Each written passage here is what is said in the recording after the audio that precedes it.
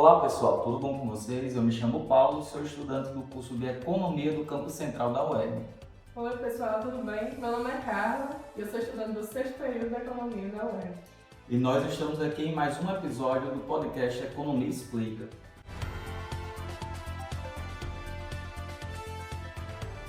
E o tema de hoje é o papel da agricultura familiar no desenvolvimento econômico e sustentável do Rio Grande do Norte.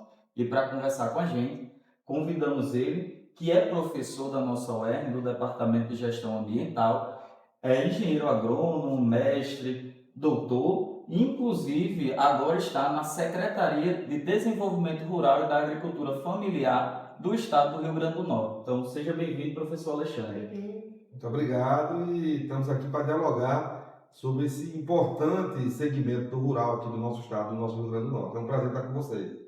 Para a gente é uma satisfação, né? E dizer que espero que essa seja a primeira oportunidade, o primeiro encontro de muitos que estão por vir. Então, para iniciar o nosso podcast, a gente traz sempre temas voltados para a área econômica, mas tentando linkar, né, com a questão da política, com a áreas sociais.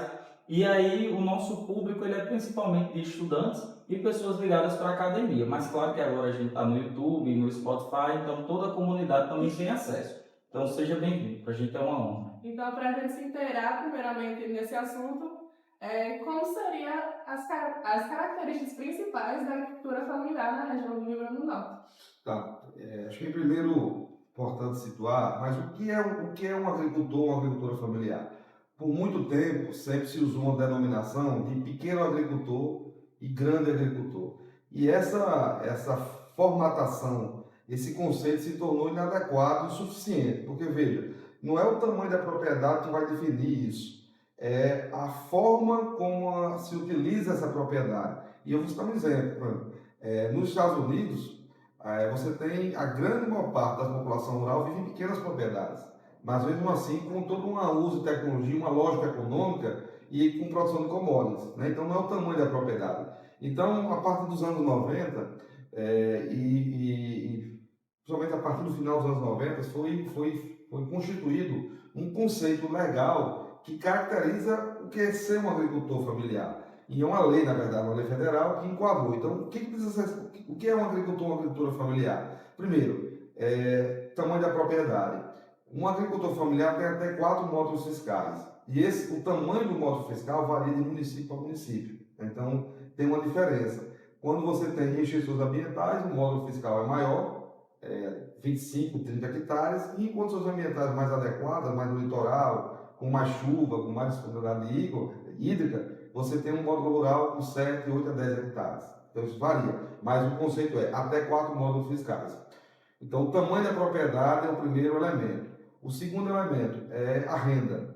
Então, um agricultor familiar tem uma renda de até R$360 mil por família ano, sendo que no máximo, no mínimo, 50% dessa renda tem que vir da agricultura.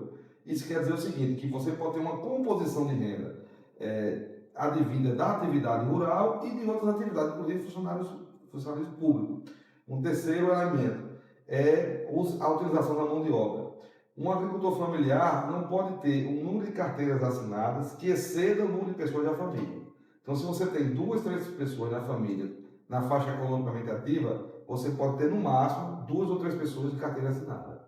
Outra coisa é a morar na propriedade, a relação de moradia. Então, é da composição desses 4 elementos que se define o que é ser um agricultor familiar, uma família de agricultura familiar no Brasil. É uma lei federal. Quem que faz essa caracterização?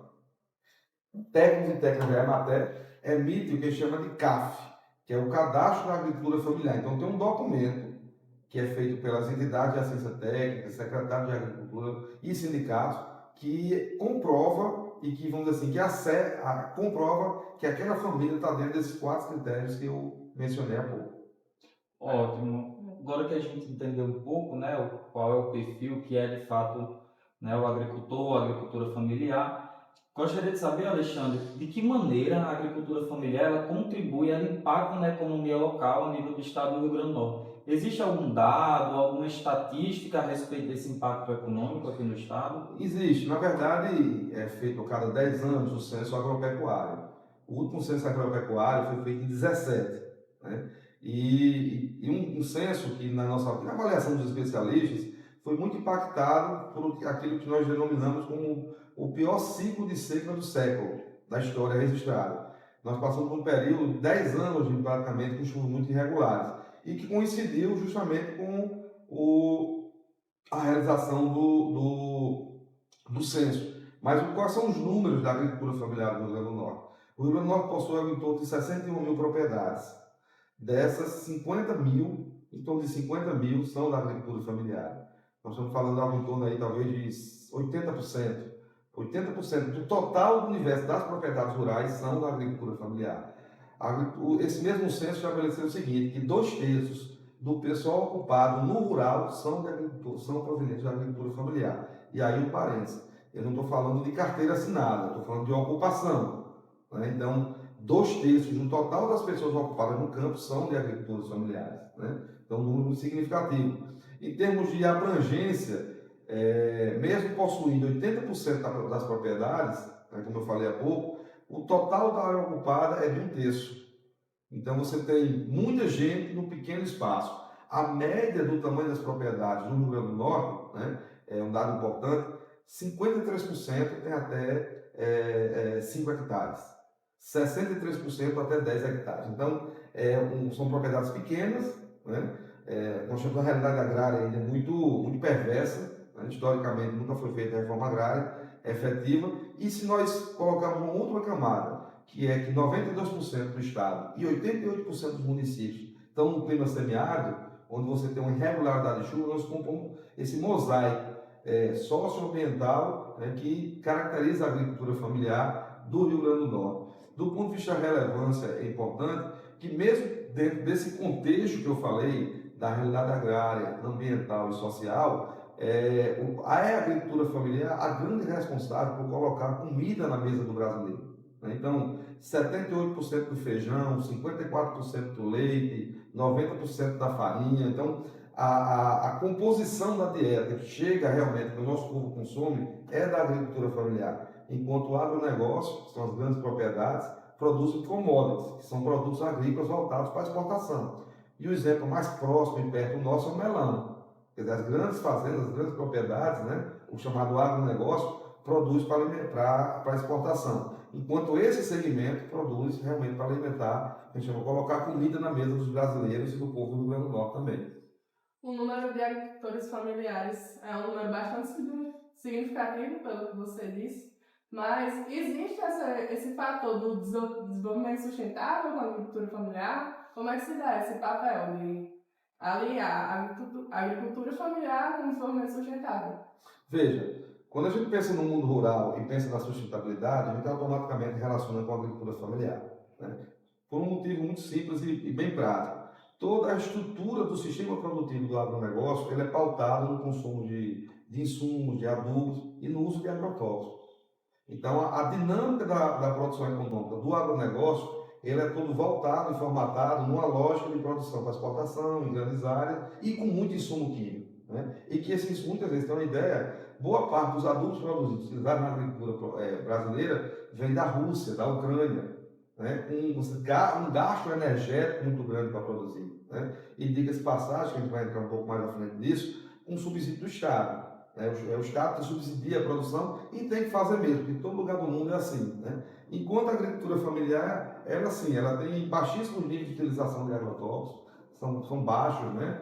São baixos níveis. Agora, tem alguns elementos que, pela própria situação e dificuldade, vamos dizer assim, socioeconômica, que dificultam que a agricultura familiar possa ainda mais produzir de forma sustentável. Agora, existe um movimento nacional, que eu particularmente milito nele, que é da produção agroecológica, da produção orgânica, né? Então isso é fundamental, e é uma história, e a agricultura familiar tem uma história nesse tipo de agricultura, né?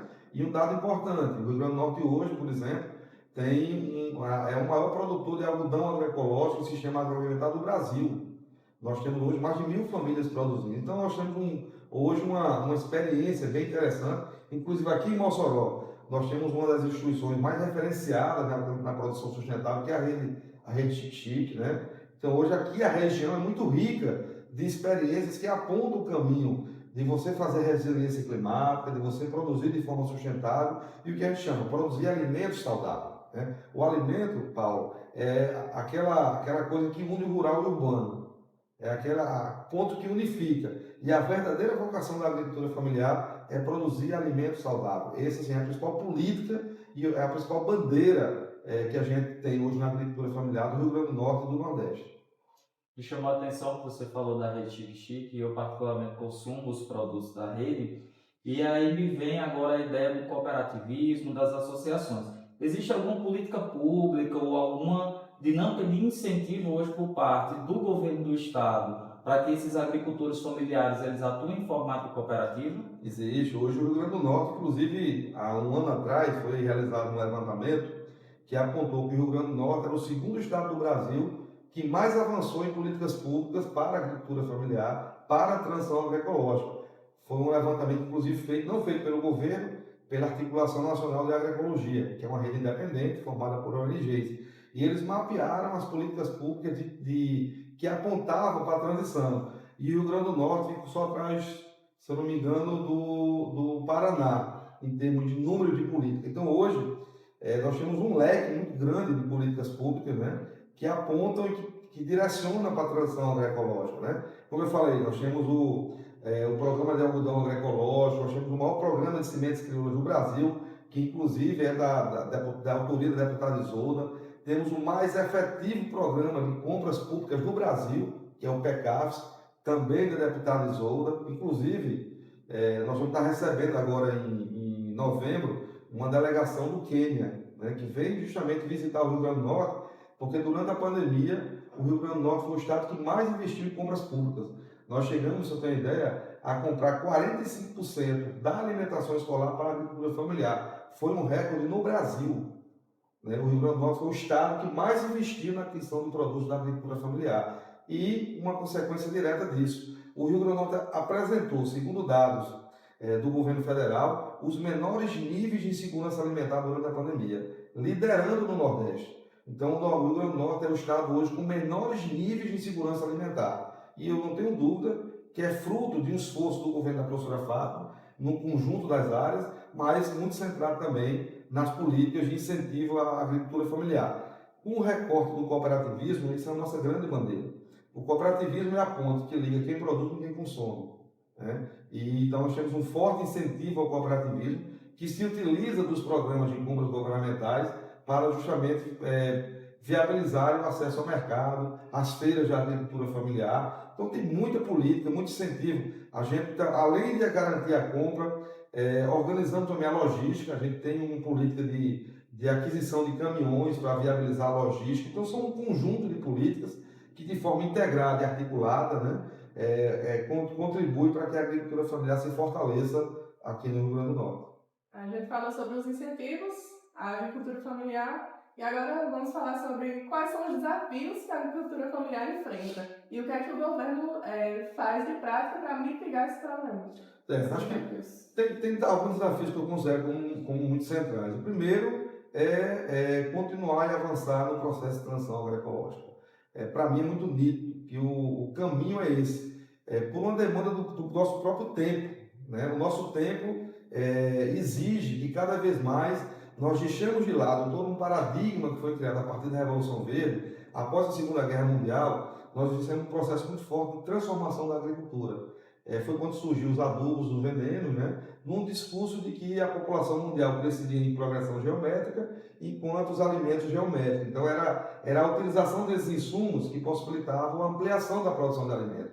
E esse conceito, esse paradigma, se mostrou totalmente insuficiente, porque o grande problema do mundo hoje não é o que é produzido. O que é produzido hoje no mundo é suficiente para alimentar toda a população mundial. A distribuição. Justamente, é o acesso. Né? Só que o grande paradigma hoje, o grande desafio não é produzir, é como se produz. É o alimento saudável, é o alimento livre de agrotóxicos. Então, um grande desafio é cada vez mais ampliar no processo de produção de alimentos orgânicos, alimentos agroecológicos, não para quem pode comprar, mas para a população mais pobre. Esse é o grande desafio. O alimento agroecológico, o alimento orgânico, não pode ser para quem tem dinheiro, não pode ser para a classe média. Ele tem que chegar à população mais carente, às comunidades que mais precisam. Esse é um grande desafio. Um outro grande desafio é você ampliar os níveis de crédito. O crédito ainda no Brasil é insuficiente para atender a demanda da agricultura familiar.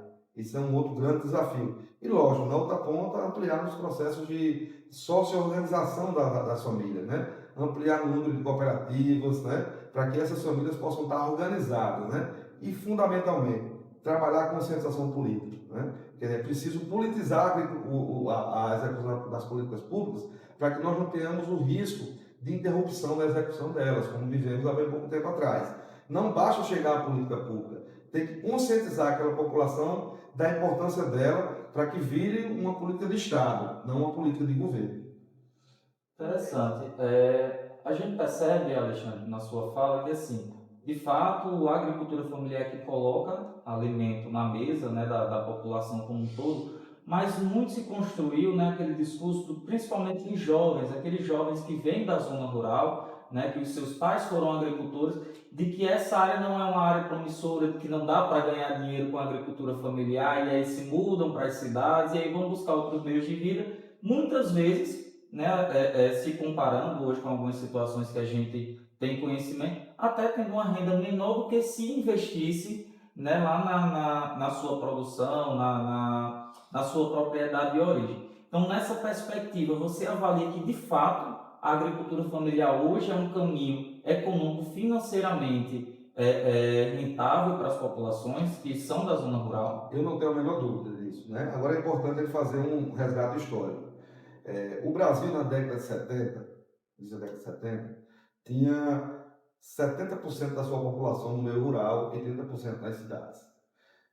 Da década de 70 até os anos 2000, essa relação se inverteu. Não houve nenhum país do mundo, na história da humanidade, que fizesse uma transição mais rápida em tão pouco tempo como o Brasil fez. Então, em pouco tempo, o Brasil se transformou num país urbano, deixando de ser rural. Qual o reflexo disso? Qual foi a consequência disso? Ou quais são as causas disso? Foi que o Estado brasileiro fez uma opção de deixar de lado o campo, de não levar políticas públicas para o campo, né? E isso fez com que as pessoas saíssem do campo e fossem para a cidade. Consequência direta, cidades inchadas, periferias sem as menores condições de sobrevivência. O que é importante colocar? Que isso é fruto de uma opção do Estado brasileiro de fazer isso. Nem todos os países do mundo fizeram. Isso tem muito a ver com o que nós estamos vivendo hoje, Paulo, em relação vamos dizer, um pouco interesse do jovem permanecendo no campo, é fruto disso. Quer dizer, na hora que você deixa de investir no campo, na hora que você deixa de fazer as políticas para chegarem lá, você cria todas as condições para que as pessoas projetem um outro tipo de vida que encontram na cidade. Aí, lógico, tem a influência da comunicação, vendendo isso como uma coisa boa, né? Mas o fato é o seguinte, é que nos governos Lula, nós começamos a fazer esse processo que a gente chama de reparação histórica. Quer dizer, se nós formos imaginar, há 30 anos atrás, há 20 anos atrás, nós não tínhamos energia na zona rural, né? Então, como é que você quer fixar a população na zona rural se quer energia, uma coisa tão básica? Água não tinha, não tem ainda, mas hoje melhorou muito. Então, você não tinha o básico. Então, ao fazer isso, você incentiva as pessoas a deixarem o campo. Mas tem um dado importante, que a gente está batendo muito fortemente dentro do Consórcio Nordeste, que eu coordeno a Câmara Temática, e aqui no Governo do Estado. É a necessidade de mecanizar e tecnificar a agricultura familiar, né? Então, na hora que você... Quer dizer, as pessoas não precisam viver de uma forma tão dura, trabalhar de forma tão dura no campo, como viviam há 20 anos atrás. E qual é a forma de você superar isso? Impondo a tecnologia. Quer dizer, levando a tecnologia até o campo, né? Levando equipamentos. Agora, tem que ser equipamentos adaptados a essa realidade. Um exemplo prático. Se eu disse há bem pouco tempo atrás que 53% do total das propriedades rurais tinha até 5 hectares, não adianta levar um trator grande para essas propriedades. Tem que ser um trator pequeno, quer dizer, equipamentos pequenos, né? E é isso que nós estamos propondo. Então, qual é a nossa proposta central? Primeiro, avançar na execução de políticas públicas de bem-estar. Quer dizer, educação de qualidade, saúde, luz, água, o que as populações têm de direito, né? E segundo, criar um atrativo tecnológico para que esses jovens queiram ficar, né? E acho que da junção desses componentes, aí a gente vai começar a superar essa lógica e esse anseio que a juventude rural tem de deixar o campo. Na verdade, é uma lição que os pais historicamente dizem para o filho. O que os pais dizem? Meu filho, eu não quero que você passe o que eu passo aqui. Eu não quero que você viva com um cabo da enxada. Qual a nossa proposta? Não vai ser no cabo da enxada, não. Vai ser no tratorito, vai ser... Por que não utilizar robótica, usar tecnologia para que o jovem, ele pode ter uma formação boa, uma formação de qualidade e depois viver no campo com dignidade, porque eu tenho certeza, é muito, mas muito melhor e mais digno viver no rural do que nas periferias das grandes cidades hoje. Isso aí não tenho a menor dúvida. Linkando essa parte do recorte histórico-social, do fato de se deslocar para o meio urbano e deixar mais de lado esse meio rural. Existem algumas práticas que melhorem a formação técnica da agricultura desses jovens do meio rural? Tem. Inclusive, nós vivenciamos há bem pouco tempo atrás, estamos retomando uma política muito efetivista, que são os IEFs. Né? Os IEFs são um grande instrumento de formação, de capacitação da juventude rural, com cursos técnicos de qualidade, né? E que pode fixar o jovem no campo. Né? Eu cito um exemplo concreto aqui para você, prático. O IF de Panguaçu, que tem curso de agroecologia, o IF de Apudi, que tem agropecuária, né? As escolas agrícolas, por exemplo, tem uma escola agrícola do estado em Caraúba, na comunidade da Sulina. Então é você levar a educação de qualidade, levar uma formação boa para a juventude e já trabalhando essas alternativas para manter, porque não tem outra alternativa. Assim, eu acho que o caminho é esse. É você viabilizar, ampliar o acesso ao ensino tecnológico, ampliar o acesso ao ensino superior de qualidade e sempre trabalhando numa lógica de que esse jovem pode fazer a sua atividade no rural. Eu acho que esse é um caminho importante, interessante. As escolas de família agrícola, por exemplo, que não tem aqui no Rio Grande do Norte, mas é um grande instrumento porque usa a pedagogia da alternância. Então o jovem passa 15 dias na escola e 15 dias na prática. Então hoje nós temos já práticas, assim, experiências muito práticas que apontam os caminhos para fixar esse jovem no campo. Ótimo. Então, Alexandre, já se encaminhando para o finalzinho da nossa conversa, infelizmente, mas já disse que essa é a primeira, mas não vai ser a última. Qual a perspectiva, qual a visão que hoje a CEDRAF tem para a agricultura familiar nos próximos anos a nível do estado do Rio Grande do Norte? Primeiro que nós estamos com uma forte certeza de que a gente precisa ampliar a mecanização e a tecnificação da agricultura familiar, enxergando as mulheres e os jovens. Né? As mulheres têm um papel fundamental, sempre tiveram, mas esse espaço sempre foi negado, né? Mas as mulheres têm que ser colocadas como agentes centrais no processo de desenvolvimento rural, assim como a juventude. Né? Isso é um ponto central. Nós temos muita certeza da necessidade de ampliar e caracterizar cada vez mais a agricultura familiar como produtora de alimentos saudáveis. Né? Essa é a verdadeira missão da agricultura familiar. Não só produzir alimento de verdade, produzir comida de verdade para chegar à mesa do povo. Isso tem uma implicação econômica central. Na hora que você amplia a produção de alimentos, e eu quero fazer um parênteses, porque nós lançamos em Natal, segunda-feira, o maior plano safra da história do Rio Grande do Norte. Nós estamos prevendo investir no plano safra até julho do próximo ano 700 milhões de reais. O Rio Grande do Norte, no ano passado, foi o quarto estado do Brasil que mais cresceu na aplicação do Pronaf.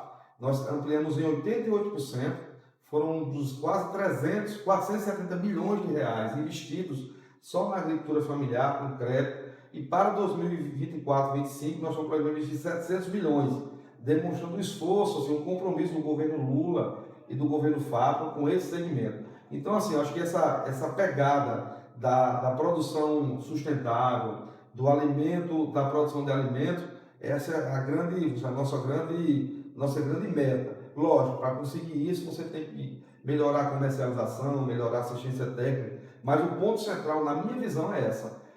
Cada vez mais colocar a agricultura familiar como um único setor do rural capaz de produzir alimento e produzir alimento de verdade. E com isso, ampliando a oferta de alimento, diminuindo a inflação dos alimentos, né? Isso tem um impacto econômico muito central. E um outro compromisso central, tirar o Brasil do mapa da fome. É inadmissível um país tão rico como o Brasil ainda está com esse tipo de flagelo, coisas que muitos países superaram no século passado. Então, acho que esses componentes aí que vamos dizer, que nos guiam, né, na execução das políticas públicas aqui no Rio Grande do Norte e no nível federal também. Por fim, eu vou fazer uma pergunta e essa é meio que pessoal. Alexandre, como você enxerga que pode existir uma colaboração entre essas duas áreas, né? A área da agricultura, a área do campo e a profissão do economista? E aí essa fica também para os estudantes de economia que nos acompanham entenderem como eles podem se inserir nesse mercado. Na verdade, acho que inclusive um mercado que é muito pouco visado, pouco visto, né? Eu acho que tem uma importância, uma importância primeiro nos órgãos públicos que lidam com esse segmento rural, né, da agricultura familiar. Tem muitos órgãos que eu acho que inclusive tem poucos economistas nesses diversos órgãos, tanto estadual como federal. Um outro espaço importante são nas cooperativas, né? As cooperativas vêm se fortalecendo cada vez mais, né? Hoje a gente tem aqui no Rio Grande do Norte mais de 25 cooperativas e o foco delas estão aqui justamente nessa região. Então acho que seria um papel importante, inclusive do curso de Economia da UERN, fazer um processo de aproximação do curso de Economia com essas cooperativas para que a gente possa cada vez mais profissionalizar, né? Eu sou daqueles que acredito que a gente precisa avançar nessa análise mais técnica, mais econômica, a partir da realidade da agricultura familiar. Eu não vejo nenhum tipo de antagonismo, pelo contrário.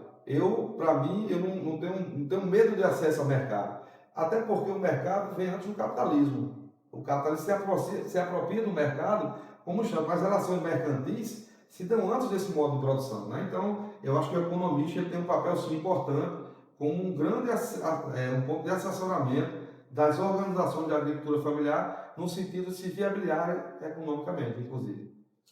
Ótimo. Então, pessoal, essa foi a nossa conversa com o professor Alexandre Lima, que é secretário da SEDRAF, Secretaria de Desenvolvimento Rural e Agricultura Familiar do Estado do Rio Grande do Norte. Alexandre, muito obrigado pela participação e dizer que o nosso canal está aberto para sempre que você tiver alguma novidade, quiser trazer mais um pouquinho do seu conhecimento para os nossos ouvintes e para as pessoas que nos assistem, as portas estão abertas. Eu só quero agradecer por essa oportunidade de divulgar esse segmento, né, perante esse público, o público dos estudantes, o público da academia, que eu acho que é muito importante. Eu só tenho, na verdade, que agradecer a vocês pelo espaço.